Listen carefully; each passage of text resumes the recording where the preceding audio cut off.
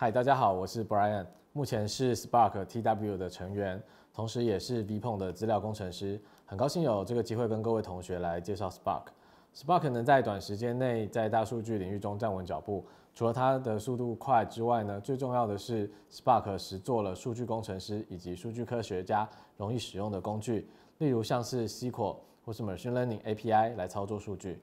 这次的课程将跟各位介绍 Spark 的重点项目。包含了基本的 RDD 原理与操作、Spark SQL、Spark Streaming 以及 MLlib。一开始要介绍 Spark 里面最重要的观念 RDD。RDD 的全名是 Resilient Distributed Database， 翻译为弹性分散式资料集。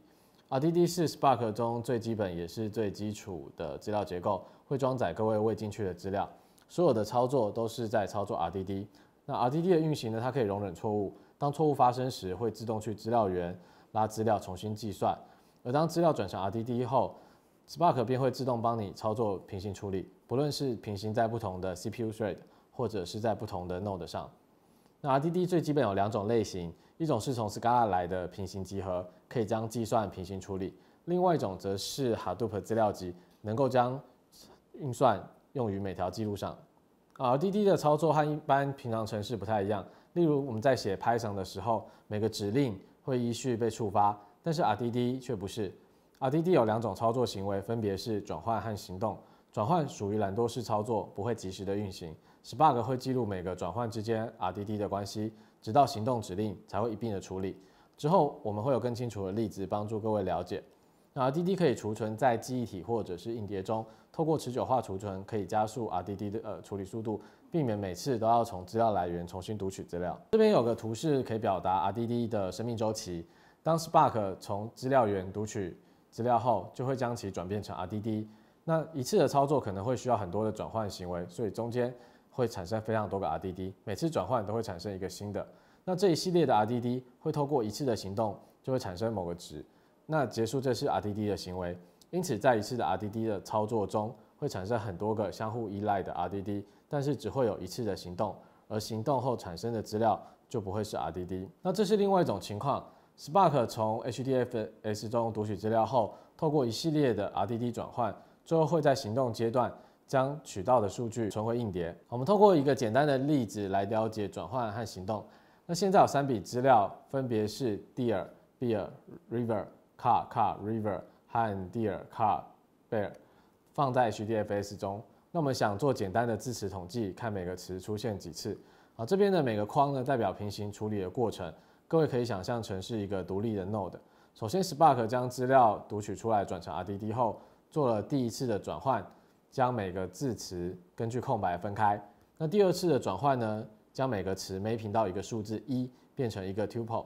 第3次的转换将资料重新洗牌，把相同的字词放在同一个 node 中。最后在 action 的阶段会去计算每个字词出现几次，得出统计的结果。那前面说过 ，Spark 会记录每个转换之间的依赖关系。那从上面 Workcount 的例子可以发现，有2种类型的依赖关系。一种是窄依赖的 RDD， 表示2个 RDD 可以直接在同一个 node 中做计算，像是 map 或 filter。那每笔资料可以独立运作，不需要将资料在不同的 node 间做交换。另外一种需要在 node 间交换资料的 RDD 叫做宽依赖。那像是 group by 或者 reduce by， 因为相同 key 值的资料可能分散在不同的 node 中，那需要透过网络交换将相同的 key 值放在一起。那通常在 cluster 计算中，最贵的就是不同 node 之间的网络传输，既耗时又耗资源。那当 Spark 收到 action 的时候，便会根据不同转换阶段以及宽窄依赖来切割任务，将任务分成不同的阶段依序进行。窄依赖通常被划分到同一个任务阶段，遇到宽依赖时就会被划分到下一个阶段。那以上就是 Spark RDD 的基本概念。一开始也说过 ，Spark 能够发展那么快，除了速度快之外，好用也是重点。那我们来看一下前面介绍的 Workcount， 在 Java 里如果要实作的话，大概像这样子，需要快100行的 code。那在 Spark 里面会怎么写呢？在 Spark 里面大概5行就可以搞定 Workcount 的动作。Spark 的 API 非常平易近人，透过lambda指令可以来简单的操作 Spark。第一行 sc.textfile 就是读取档案，将档案转换成 RDD。第2行的lambda代表的每一行的资料，后面的 split 代表将这个 split 的这个 function 套用到每一行，用空白分隔。